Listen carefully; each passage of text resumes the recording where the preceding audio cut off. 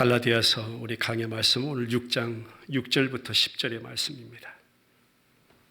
가르침을 받는 자는 말씀을 가르치는 자와 모든 좋은 것을 함께하라. 스스로 속이지 말라. 하나님은 업신여김을 받지 아니하시나니 사람이 무엇으로 심든지 그대로 거두리라. 자기 육체를 위하여 심는 자는 육체로부터 썩어질 것을 거두고 성령을 위하여 심는 자는 성령으로부터 영생을 거두리라. 우리가 선을 행하되 낙심하지 말지니 포기하지 아니하면 때가 이름에 거두리라.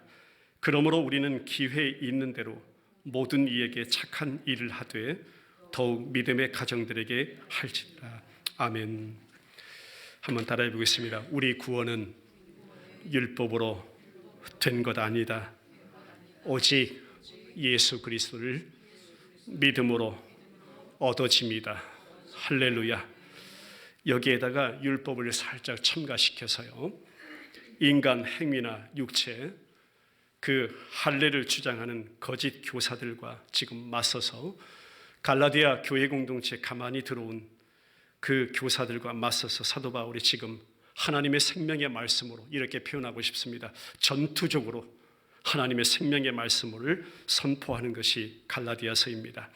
이제 그 본론의 가장 마지막 부분에 와서는 역시 마지막 심판을 사도 바울이 염두에 두는 가운데 종말론적인 성도의 신앙의 관점이 어떠해야 할 것을 다시 한번 분명하게 제시해 주는데요, 그 말씀이 우리 잘 아는 말씀, 사람이 무엇으로 심든지 그대로 거두리라는 말씀을 중심으로 그동안 사도 바울이 특별히 5장을 중심으로 계속 끌고 왔던 주제가 있습니다.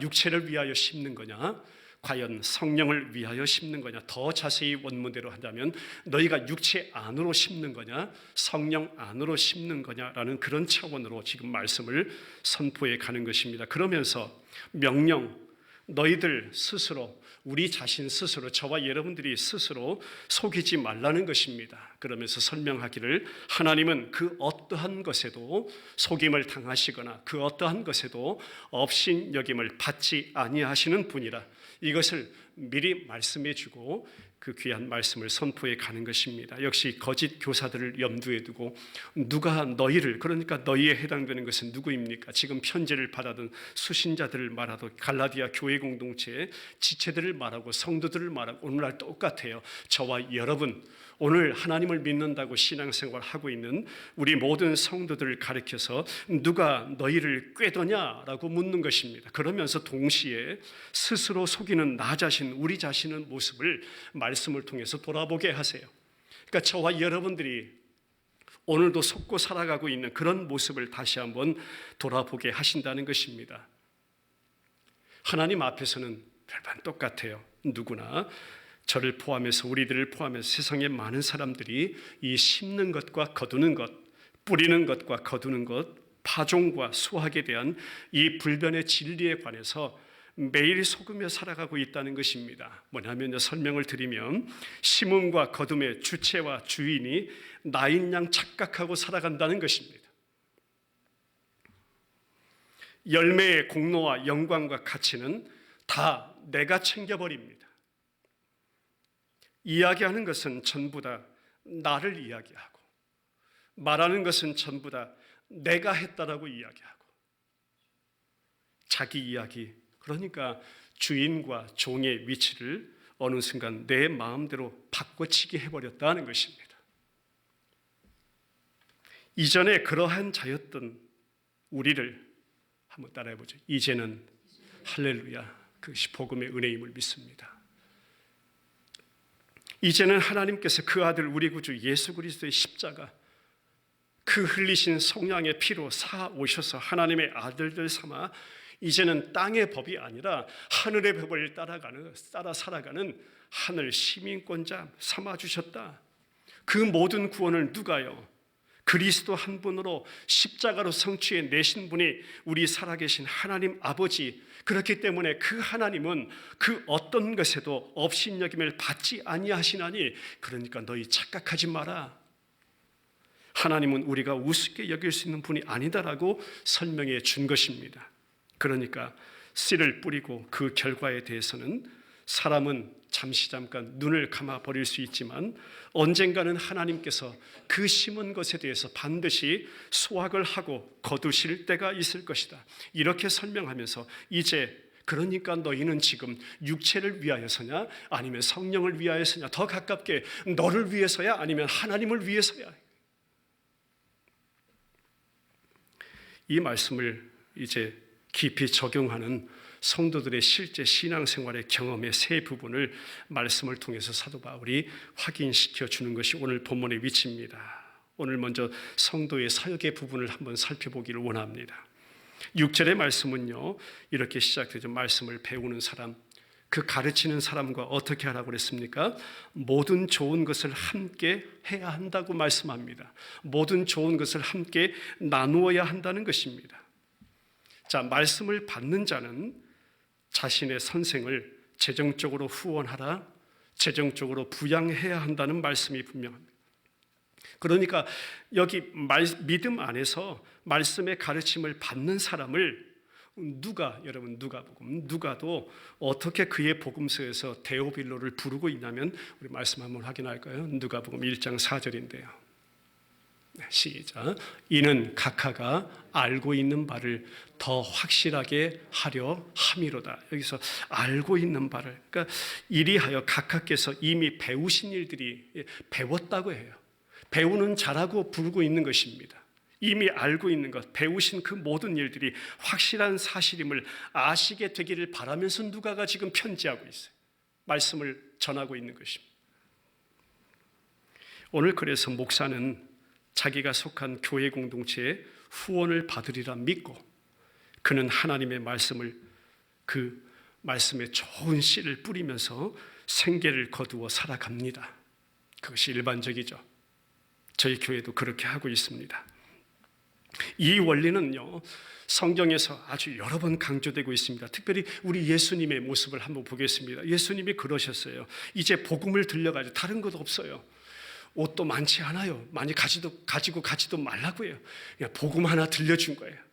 그러면서 예수님이 직접 파송식을 해주세요. 그러면서 복음 들려 보내는 그 70명의 복음 증거자들에게 어떻게 말씀하셨는지 누가복음 10장으로 가보죠. 7절의 말씀 확인합니다. 시작. 그 집에 유하며 주는 것을 먹고 마시라.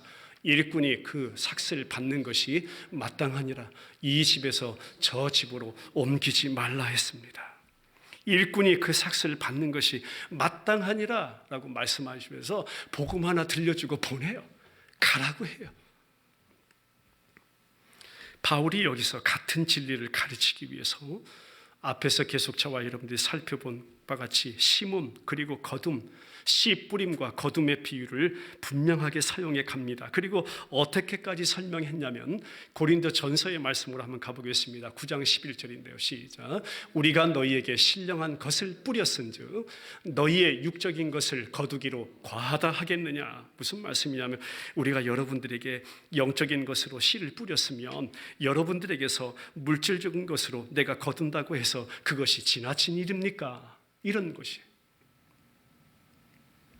이 원리를 적용하면서 여기에는 나름 복음 전하는 자에게 당연히 있을 어떤, 우리말로 바꿔 설명하면 보장이라는 것, 복음 전하는 것 보장받아야 돼. 이것이 교회와 성도의 사역에 있어서 두 가지로 남용이 될 수 있는 모습을 우리 말씀 속에서 깨닫고 하기를 원합니다. 여러분, 좀 부정적인 면이에요. 이 보장이라는 것이 당연히 있어야 될 보장입니다. 말씀의 원리예요. 법칙이에요. 변하지 않는 거예요. 그런데 우리 성도의 사역, 교회의 사역에 있어서 남용될 수 있고 이것이 악용이 될 수 있는 가능성을 깨닫게 합니다. 먼저 전하고 가르치는 자를 오늘 설명했죠. 말씀을 시작하면서 전하고 가르치는 자에 의한 남용, 악용, 그러니까 이 앞에 서 있는 목사에 의해서, 사역자에 의해서, 목회자에 의해서 이 말씀을 가르치는 자들에 의해서 악용될 수 있다니까요. 그 보장이. 남용될 수 있다니까요. 그 보장이요. 일면을 설명드릴게요. 1517년 국외 로마 가톨릭의 95개 조항의 반박문을 내걸면서 종교개혁을 외쳤던 루터. 자신이 살고 있던 그 당시였어요. 중세기 역사를 연구해 보니까 사도들의 어떤 권고, 오늘 말하면 이렇게 설교죠. 그런데 그 권고, 이 전하는 것이 아무거나 그것이 진리인지 도대체 비진리인지도 분별이 없이 전하는 것이 뭔지도 모르고 소위 오늘날 강단에서 전하는 것은 무조건 따르라, 무조건 순종하라 외쳤던 것을 너무 쉽게 순종하는 위험을 바라보고 루터가 그에 대해서 크게 지적한 바 역사가 있습니다. 뭐예요? 도대체 뭘 전하는지, 그게 진리인지 아닌지 무조건 따라, 무조건 순종해. 그거를요, 성도들은 또 듣는 자들은 무조건 순종하네. 그것이 위험이다라고 지적해요. 중세시대 교인들이 그래서 로마 가톨릭 교회에 돈을 쏟아 붓습니다. 여러분, 그것이 왜 그런 줄 아세요? 무엇을 위해서예요? 면죄부 삽니다. 죄를 하나씩 그동안 지었던 거 내가 돈 주고 사가지고요, 그 죄를 하나씩 없애는 거예요. 도대체 누구를 위한 거예요? 물질을 많이 심어서 그 자신의 공로, 의와 위로가 되게 만들어 버립니다. 내가 이만큼 했나 위로 얻어요. 자신의 미래의 안녕과 더 많은 복과 구원까지도 내가 얼마든지 이 물질로 바꾸어 내어서 그 구원을 내가 얻어낼 수 있다고까지 여겼거든요. 그래서 가톨릭 교회는 말할 수 없이 부유하게 됐어요. 아주 부유하게 됐어요. 인간의 이러한 과도한 열심, 무조건적 순종, 자기의 추구가 그 당시 성직자들을 점점 더 탐욕스럽게 만들어 버렸다. 자, 이 진단이, 이 상황이 여러분 어제 오늘의 이야기가 아님을 믿습니다. 오늘 우리 개신교 안에도 비일비재하죠. 물론 그래요. 물론 많은 분들이 개척하면서 또 고생하면서 이 일 저 일 하면서 생계를 꾸려가면서 가족을 돌보면서 어린 자녀들을 또 양육해 가면서 적은 살림 그 생활 가운데 하나님의 은혜만을 구하면서 주님의 공급 그리고 딱 필요를 채워가시는 그 은혜를 매일 경험하면서 그것도 하나님 앞에 감사할 제목이라고 감사하면서 그렇게 사역하는 사역자분들도 아주 많으세요. 그런데 반대로 지나치게 많이 챙기기, 사리사욕, 목사가 교회 기업 운영자로 전락했어요. 그러다 보니까 교주가 되어버렸어요. 자기가 왕이에요. 어떤 교회 행사를 치르는 그 모든 장면들을 봐도 인간들의 자기 각자 나름의 자기 왕권 추구, 너무 넘치는 추대로 인해서 한번 따라해 볼까요? 추태가 되어버렸다. 한번 따라하죠. 추태가 되어버렸다. 이게 오늘 기독교의 암울한 현실, 우리 모두가 보고 가고 있잖아요. 한때는 그러다 보니까 대중들도 그랬어요. 목사 직업이 가장 편하고 안전하다고 하네. 그렇게 여겨. 목사 직업이 가장 안전하대, 보장돼 있대, 가장 편하대. 그러면서 제가 미국에 처음 올 당시 90년대 후반이었는데요.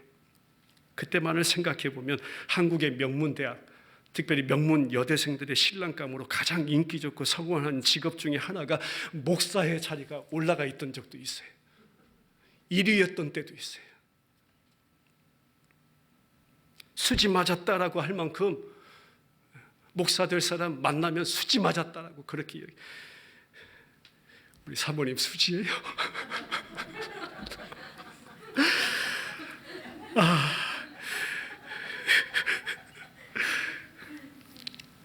왜냐하면 그때 제가 마침 미국에 막 와가지고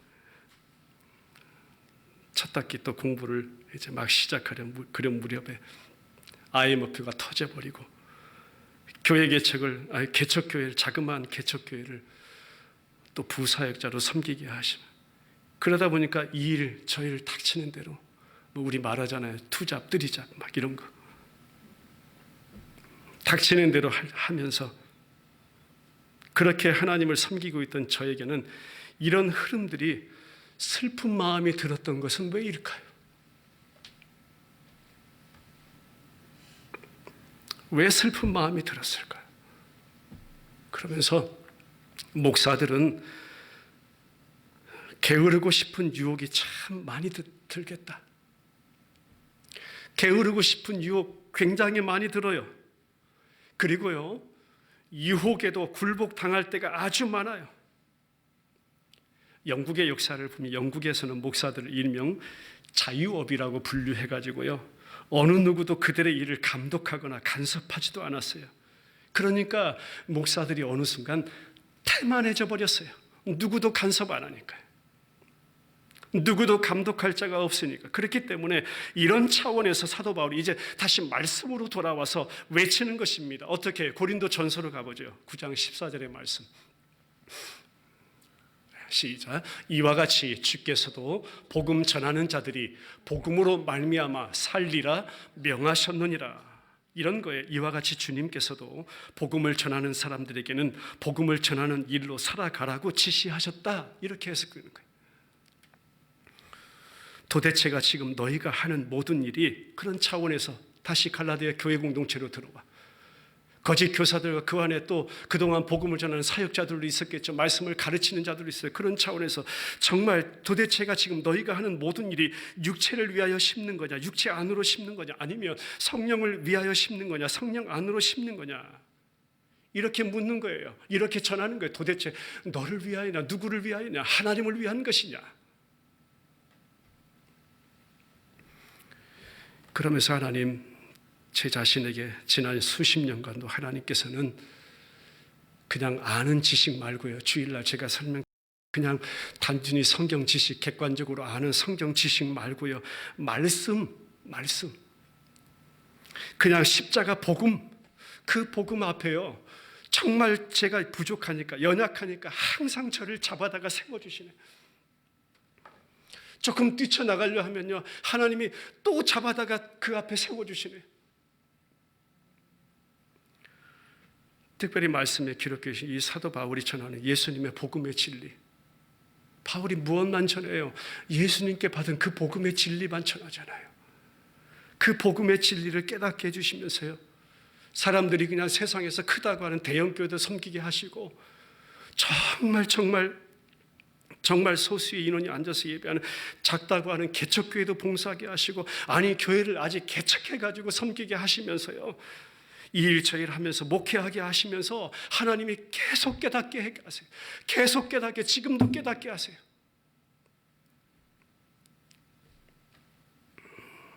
그렇구나. 하나님께서 정작 바울 자신은 어떻게 인도했는지 보게 하세요. 그러니까 그런 가운데 하나님이 정작 바울 자신을 어떻게 인도하세요? 주님의 명령을 주장하면서 자기 자신의 권리는 포기하는 모습으로 인도해 가시잖아요. 아무런 값도 받지 않잖아요. 복음을 전하잖아요.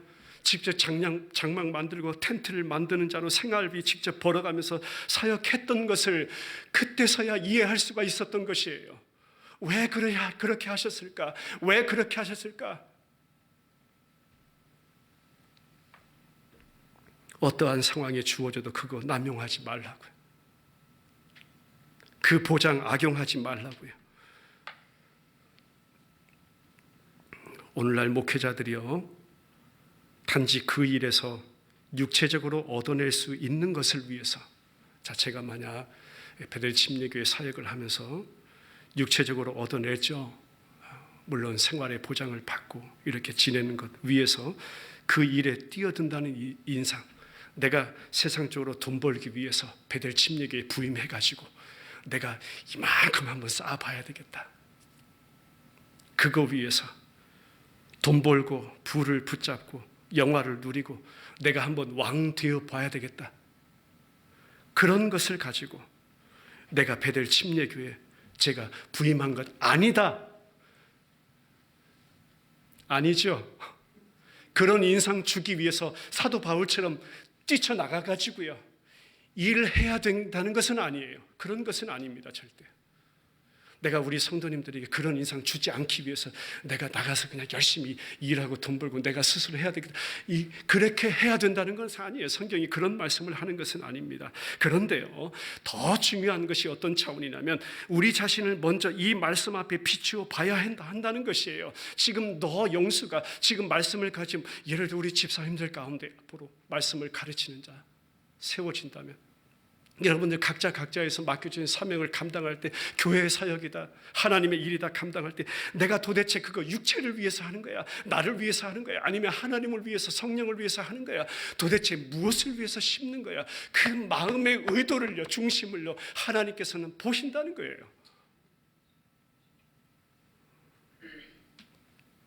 그 속에서 말씀의 원리 자체 변함이 없어요. 뭐냐면요, 목사는 말씀을 연구하고 말씀, 그러니까 복음을 제대로 전하고 사역하는 일과 교회와 주님의 맡겨진 양떼를 돌보고 기도하고 헌신하기 위해서는 돈벌이에서 자유해야 한다는 것이에요. 그게 변하지 않는 원리예요. 가톨릭의 위험을 지적했던 마틴 루터 이렇게 말했어요. 한 사람이 생활비를 벌기 위해서 밤낮으로 일하면서 동시에 설교 사역이나 기도 사역이 요구하는 그 신성함에 몰두하는 것은 절대 불가능하다 했어요. 불가능해요. 저도 해봤지만 참 어려워요. 사역에 있어서 있을 수도 있는 이런 남용, 악용, 방지할 만한 안전장치는 도대체 어디에 있을까? 그래서 성경이 말씀해 줍니다. 디모데 전서로 가보죠. 5장 17절 말씀 시작. 잘 다스리는 장로들은 배나 존경할 자로 알되 말씀과 가르침에 수고하는 이들에게는 더욱 그리할 것이니라 라고 말씀해 주셨습니다. 잘 다스리는 장로들, 가르치는 장로들이라고 해석하고 침례교회에서는 그것을 목회자들이라고 해석을 합니다. 그러한 자들 2배로 존경을 받아야 한대요. 특히 말씀을 전파하는 일과 가르치는 일에 수고하는 장로들, 목회자들 더욱 그래야 한다고 합니다. 원문 성경의 존경이라는 것은 쉽게 더 우리말로 번역하면 보상 또는 보수라고 해석해야 됩니다. 그리고 나서 디모데전서 5장 18절에 이어지기를 어떻게 말씀하냐면 성경에 일렀으되 곡식을 밟아 떠는 소의 입에 망을 씌우지 말라 하였고 또 일꾼이 그 삭슬을 받는 것은 마땅하다 하였느니라 라고 사도 바울이 말씀을 이어가는 것입니다. 헬라어 의미는요, 원문의 의미는 더 강해요. 아주 강해요. 어떻게 해석하냐면요, 설교하는 자를요, 그러니까 말씀을 가르치는 자, 전파하는 자들요, 일꾼, 노동하는 자라고 말씀하고 있습니다. 그가 자기 육체가 아닌 성령을 위해서, 자기 자신을 위함이 아닌 하나님을 위하여 정말 전력을 다해 말씀에 수고한다면 그 가르침을 받는 자들은 그것을 이해하게 될 것이고 그것을 깨닫게 될 것이고 성령의 적용하심을 사모하게 될 것이고 말씀의 일하심을 사모하게 될 것이고 그리고 기도하게 될 것이다. 사역자들이요, 말씀을 가르치는 자들이요. 그러고 보니까 오늘 저 자신에게 먼저 주시는 말씀이네요. 그러면 당연 이러한 열매와 거둠의 역사를 누가요? 살아계신 하나님께서 이루시리라. 오늘날 설교상을 보겠습니다. 이 설교상에서마저도 인간의 말은 넘쳐납니다. 그러나 한 사람의 설교하는 사람으로 오늘날 교회에서 설교는 쇠퇴기입니다. 목회자가 설교를 잘하기 위해서 기술은 많이 추구합니다. 많이 애씁니다. 그러나 말씀을 제대로 전하기 위한 그 힘겨운 말씀과의 사투, 또 하나님 앞에 그 말씀을 가지고 기도하는 것은 회피하기 때문입니다. 여러분, 설교를 잘하는 것과 말씀을 제대로 전하는 것은 전혀 반대의 차원입니다. 여기에 사도 바울이 말씀으로 또 한 번 강조하는 거예요. 목사가 하나님이 허락하시는 일꾼의 힘을 가지고, 앞에 원문 번역 그대로 그 일꾼의 힘을 가지고 하나님을 위한 하나님의 사역에 투신한다면, 그리고 맡겨주신 주님의 양들의 심령과 마음과 생각에 좋은 씨를 뿌린다면, 그러한 당신은, 그러한 목회자는 하나님께서 세우신 교회 공동체를 통하여 생애를 책임질 것이다. 과연 무엇을 전하고 가르칠 것인가? 무엇을 위해 전하고 가르칠 것인가? 너희 육체냐? 하나님의 성령이냐? 많은 것을 말씀 앞에서 돌아보게 합니다. 자, 두 번째, 이제 가르침을 받는 자, 성도. 회중에 의한 남용이 있고 악용이 있습니다. 자, 그 부분을 보죠. 교회와 성도들이 목사의 생활비 보장하고 지불하는 원리로 인해서 목사들이 얼마든지 태만하고 게으른 자 될 수 있다면, 반대로 그로 인해서 가르침을 받는 자, 교회와 성도들이 목사를 좌지우지하려고 할 수 있다는 것입니다. 우리 베델 침례교 여러분들은 잘 모르시겠지만요, 어떤 경우는요, 성도가 자신의 목사에게 적극적으로 횡포를 부리면서요, 거의 공갈 협박을 해가지고요, 목사로 하여금 어떻게 만들어 버리냐면 자신들이 듣기 원하는 것만을 설교하게 만들어 버립니다. 저도 큰 유혹을 받으면서요, 그런 유혹의 현장에 한 번 있었을 때가 있었습니다. 그런데 하나님이 힘을 주셨어요. 뿌리치게 하게는 하셨지만요, 그런 유혹에 얼마나 노출되어 있는지 모릅니다. 자신들이 돈이라는 것을 냈으니까 자기에게 결정권이 있다고 자랑하듯 말합니다. 거기에 부양할 처와 자식이 있는 목사는 쉽게 굴복해버리는 그 유혹에 빠져버리기도 합니다. 목사가 그런 압력에 굴복하는 것도 잘못이고, 또한 성도가 목사를 그런 공경에 처하게 하는 것도 잘못입니다. 자, 다시 말씀으로 돌아와서 사도 바울의 심음이라는 관점을 통해서 우리 한번 살펴보기를 원합니다. 이 사도 바울의 심음이라는 관점은 어떤 거냐면, 목회자가 말씀을 전하고 가르치는 자가 하나님의 말씀과 씨름하면서 말씀이 뭐라고 하시는지를 제대로, 도대체가 그 좋은 씨를 신실하게 성실하게 잘 뿌리면 성도들이 그것을 하나님의 말씀 증거될 때 귀에 듣기에는 좀 기분이 나쁠 때 있어요. 아니, 저 말씀 내게 하시는 것인가? 라고 찔림을 받을 때가 있어요. 그렇게 기분이 좀 나쁘고 찔림을 당한다고 해도 그는 자신의 생계비를 거둘 어떤 자격이 목회자에게는 있고, 그렇다고 해서 그 생계비를 줄일 자격이 성도에게는 없다는 것입니다.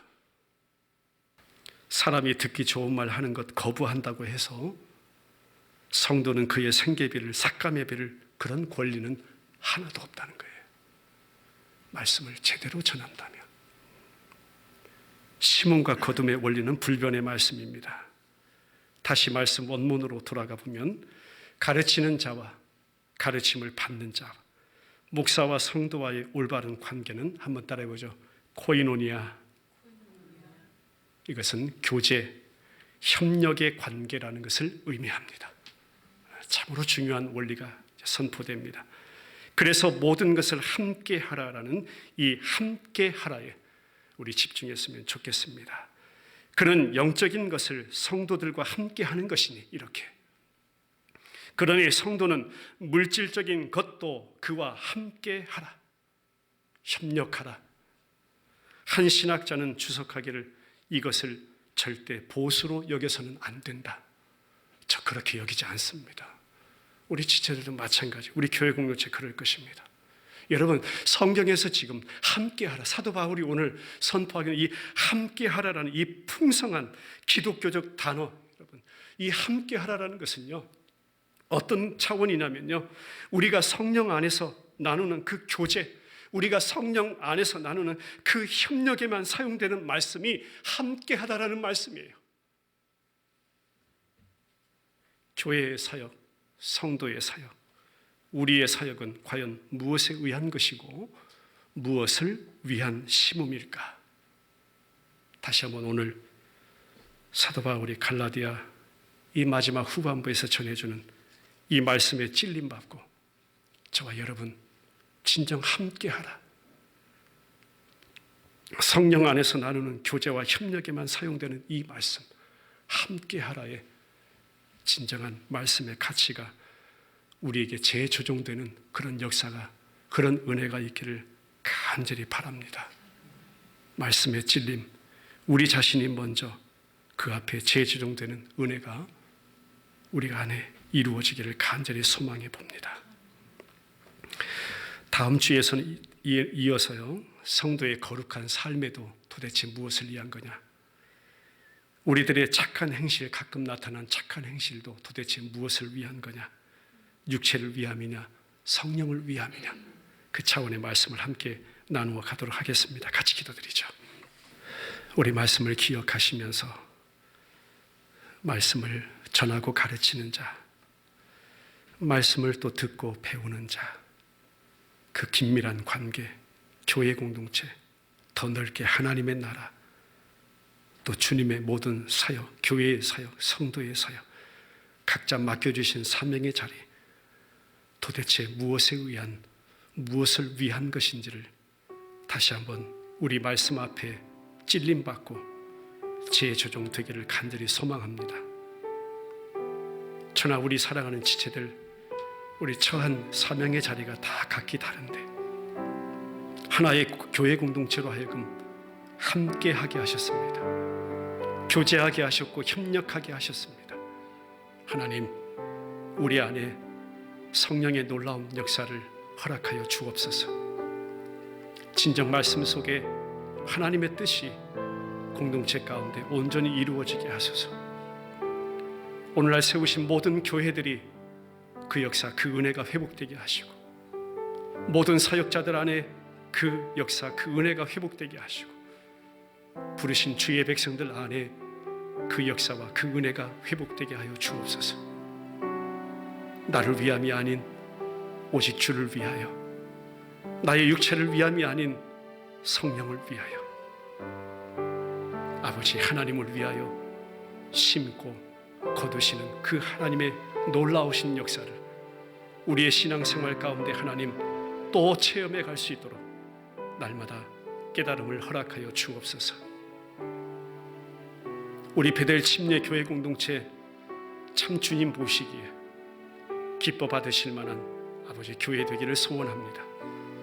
피로 값주고 세우신 주의 몸된 교회가 오직 성령 안에서 심고 거두시는 하나님의 역사를 목도하게 하시고, 우리 안에 하나님 중심을 보시는 하나님, 그 모든 의도를 보시는 하나님, 주님을 위하여 또 성령을 위하여 성령 안에서 아버지 살아갈 수 있도록 은혜 베풀어 주옵소서. 살아계신 예수님의 이름으로 기도드리옵나이다. 아멘.